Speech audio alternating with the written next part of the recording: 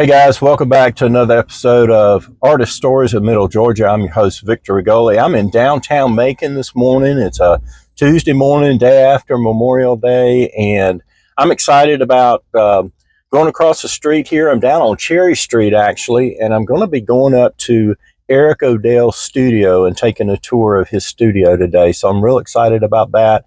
Had an interview with Eric last week, and we've got that updated or posted out there on social media. Check us out at Artist Stories of Middle Georgia on Facebook and YouTube. It's also out on Spotify, but especially out on YouTube, and like and subscribe to that channel. But anyway, we're going to step across the street here and go up and talk with Eric a little bit today and check out his studio.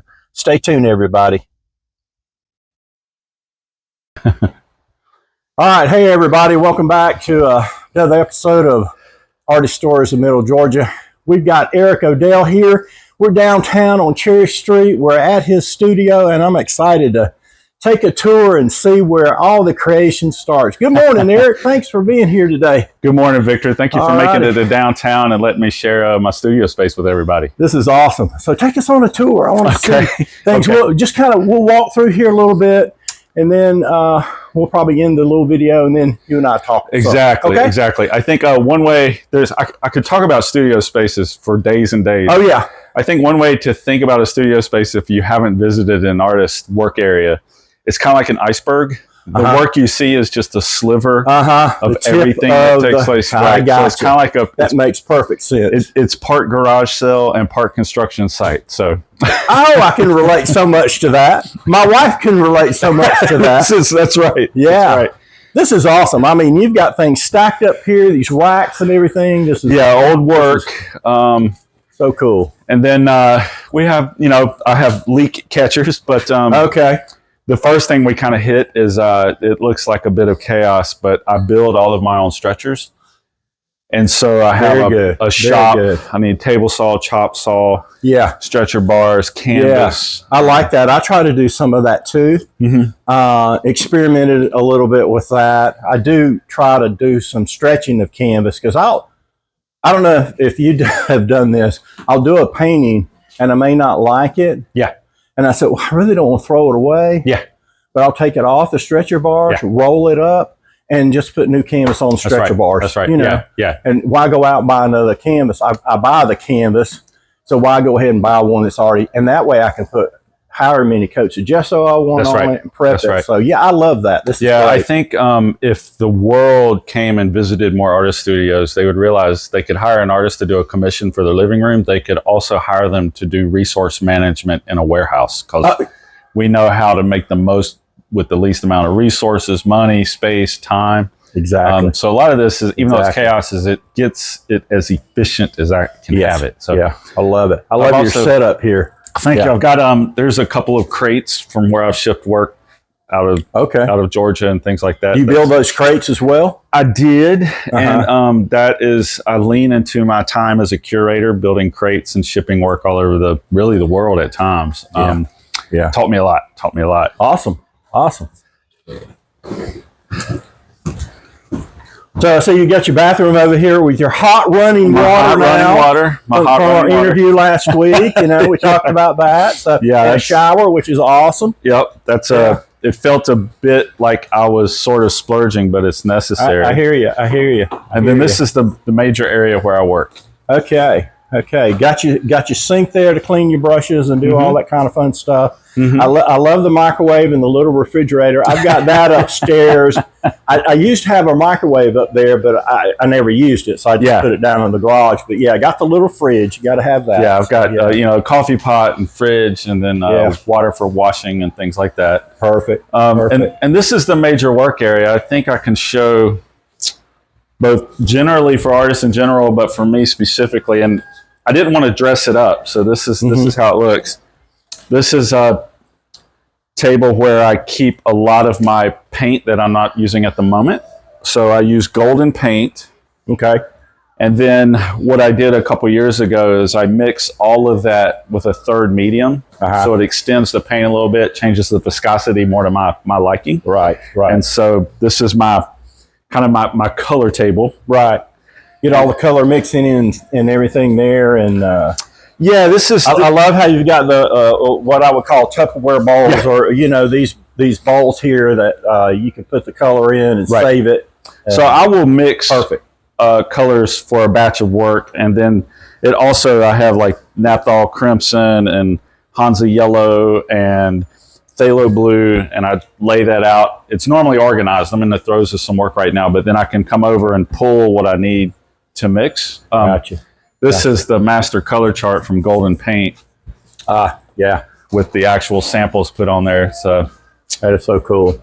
A really important resource to have. Now, do you do little color charts to where you might mix colors together? I do. So you've got, okay, well, how do I get this color? And I've got it kind of.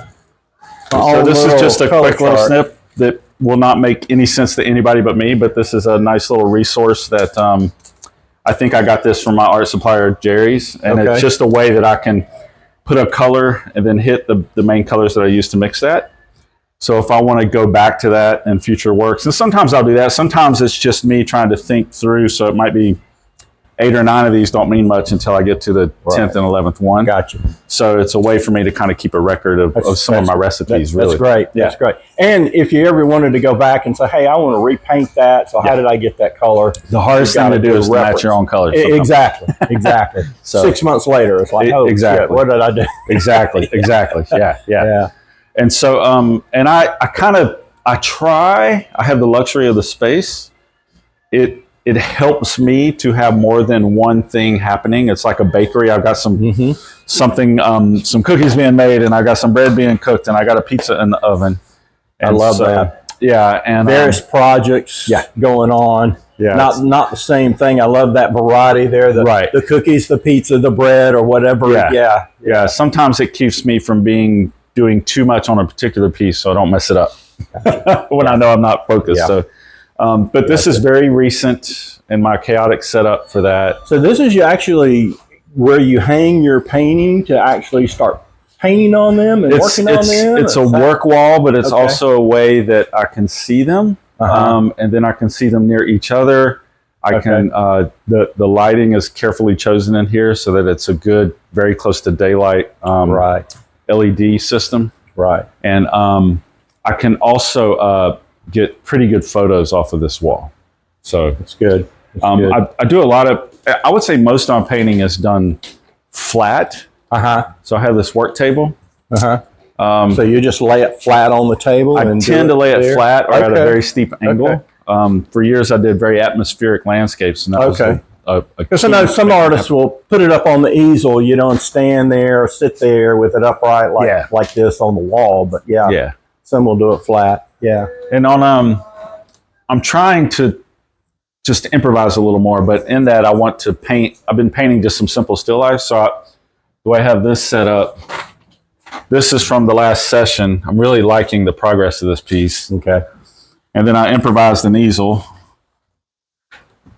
from an old ladder that was up here. Multi-purpose ladder there, which is great. Yeah.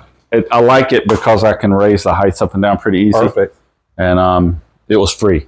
Yeah. So C-clamp and scrap wood will do a lot of work for you. Exactly. I mean, you've got a lot of room where you could do a large piece either on this ladder easel, which I love, or up on the wall if you need to. And I'm sure you've got big tables that you can clear off and do stuff on, which is totally awesome. But I'll work on the floor. I'll work on the floor a lot. So like that large piece from a few years ago. Okay.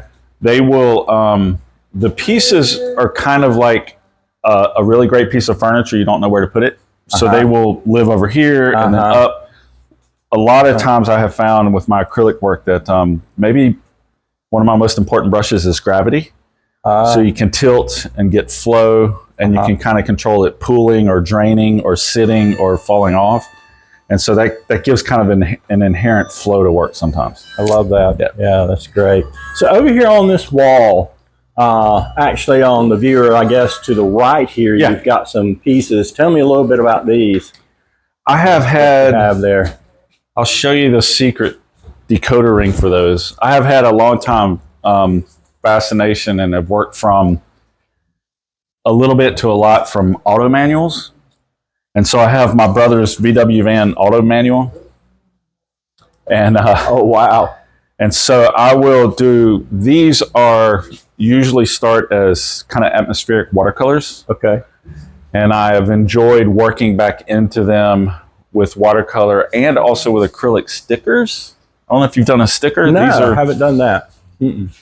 This is on like a polyethylene. Okay. And I just will paint from the auto manual an assembly of gaskets or transmission or brake pads. And you can use a medium, and then you can peel that off and place it. So this allows me to really, honestly, what do they mean? That's not important to me. It really allows me a different kind of way to arrange things compositionally. I think formally, I think my job is sort of, if I had a boss and be like, "What's your job?" I do. It's like to put things well in a space. And so that is playing with the variety of stuff. You could do this with a lot of painting mediums, I think. Because I was thinking about in composing some landscape, and it's like, well, what if I put the tree here or there? Well, why don't I paint it on something like that and just kind of move it around and just see what it looked like? Kind of thing.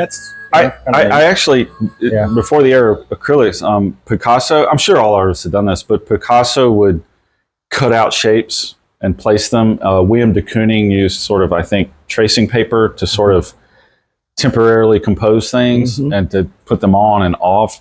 And so things can seem really spontaneous, but I think that we need to be really careful, even in abstract work, is that they're really, I think, can often be incredibly intentional and thought through. So like on this piece, which was, it's got a lot of roots, but it's essentially of my father's backyard after Hurricane Michael. And I wanted this yellow, and so the smaller ones were stickers. I wasn't sure where I wanted them. And I worked a lot of time on the sky, so I could just kind of put them on and slide them around. Gotcha. And then just put a little medium on the back, and they would stick. Wow. That's so cool. Yeah, I love that. And I love your little lounge over here, which is cool, because I think every great artist needs a little place to get away and just vegetate for a little bit and then rejuvenate a little bit. And I love that. You don't have to turn the music off. I love that. I love that music. So, but yeah, I'm just overwhelmed. Just the space here that's just unbelievable. It's a luxury. I mean, this is the I think every artist dream studio because you've got it all set up here. I mean, I have to go out in the garage and do the woodworking, and then come back in the house upstairs, and it's just back and forth, or whatever else I might be working on. But this is just fabulous. So. But anyway, thanks, Eric, for taking us on a little tour here. It's been great. And I did a little video before I came up, so I'm going to try to piece all that together. But thanks again. Yeah. And appreciate you so much and taking some time out of your busy schedule and sharing it with us today. Thanks. Yeah, thanks for coming to visit. It's always great to have some company. Good deal. Thanks. Hey folks, I hope you enjoyed that video there, the tour of Eric Odell's studio in downtown Macon, Georgia. I did an interview with him and got it up there on the podcast site on Facebook at Artist Stories of Middle Georgia, as well as on YouTube. It is out there on Spotify as well. But anyway, I thoroughly enjoyed meeting with Eric today and just talking with him. I spent probably 2 hours there at his studio, even though the little video here is a lot shorter. But yeah, I thoroughly enjoyed it. I got to know so much about Eric, so much more than what we talked about last week in the interview. He shared with me, we talked about art history and things like that. We talked about some of the things that he does and how he teaches his students and what have you. He also shared with me a lot of his charcoal drawings that he's done in Greece and Italy, and I was just totally blown away. He's so talented. He has been painting and being an artist for over 35 years. He's a professor at Mercy University. And I just thoroughly enjoyed getting to know him better and touring his studio today. But anyway, shout out again to Eric. Thanks so much. Guys, hopefully you enjoyed the little interview from last week, as well as the video that I did this week in the tour of Eric's studio. If you know of an artist in the Middle Georgia area that I have not interviewed yet, please leave me a comment below and let me know who this artist is. I would love to interview them. I've got a couple more interviews lined up over the next 2 weeks. I've got a list of artists that I'd like to interview, and if you know somebody that you think would be, oh man, they would be great to have on the podcast, please leave me a comment as to who that is, or if you want a direct message, you can go out to the Facebook page, Artist Stories of Middle Georgia, or to Instagram, Artist Stories of Middle Georgia, and you can leave a comment and, direct message me, or you can go to, my personal email or my personal Facebook page, Victor Rigoli Fine Art, or just plain Victor Rigoli. Message me there. Let me know who they are. Send me their contact information. I'll be glad to reach out to them and get them on the show and get them on the podcast. But it was great today spending time with Eric. Once again, shout out. Thank you so much, Eric. It was wonderful. Hopefully he and I can get together again and just kind of catch up and share with you what's going on with Eric and what projects he's working on and where he might be showing his work and all that kind of thing. So we want to share this information out, and please share this with your friends and your family members, fellow artists, and let's help get the word out, and let's share information about artists in the Middle Georgia area. But take care, everybody, and we'll see you in the next video.